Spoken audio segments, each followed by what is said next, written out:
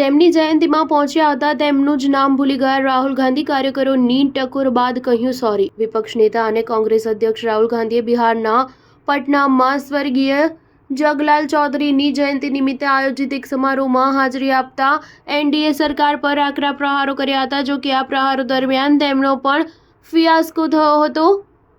તેઓ જેની જયંતિ સમારોહમાં હાજરી આપવા આવ્યા હતા તેમનું જ નામ ભૂલી ગયા હતા. બાદમાં કાર્યકરોએ તેમની ભૂલ સુધારી હતી. પટનામાં સ્થિત એસકેએમ હોલમાં આયોજિત સ્વર્ગીય જગલાલ ચૌધરીની જયંતિના સમારોહમાં રાહુલ ગાંધી પોતાના સંબોધનમાં સ્વર્ગીય જગલાલ ચૌધરીને ભૂલથી જગત ચૌધરી કહીને સંબોધિત કર્યા હતા, જેના કારણે સભામાં ઉપસ્થિત તમામે તરત જ પ્રતિક્રિયા આપી હતી. આ બૂમો પાડી હતી કે જગત ચૌધરી નહીં, જગલાલ ચૌધરી. બાદમાં રાહુલ ગાંધીએ પોતાની ભૂલ સ્વીકારી માફી માંગી હતી અને સાચું નામ બોલ્યા હતા. જગલાલ ચૌધરીની 130મી જન્મજયંતિ સમારોહમાં સામેલ રાહુલ ગાંધીએ પોતાના સંબોધનમાં મોદી સરકાર પર આકરા પ્રહારો કર્યા હતા. તેમણે કહ્યું કે દેશની લડાઈ વિચારધારાની છે. ડોક્ટર આંબેડકર અને જગલાલ ચૌધરીના હૃદયમાં દલિતોનું દુઃખ હતું. હિન્દુસ્તાનની જેમ સિસ્ટમ છે, તેમાં દલિતોને કેટલી ભાગીદારી મળી?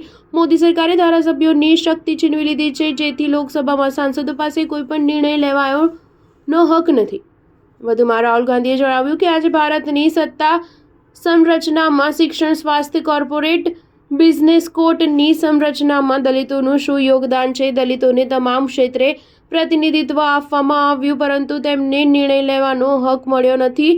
સત્તા સંરચનામાં ભાગીદારી ન હોવાથી તેમના પ્રતિનિધિત્વનો કોઈ અર્થ નથી. મંચની પાછળથી નિર્ણય લેવામાં આવી રહ્યા છે.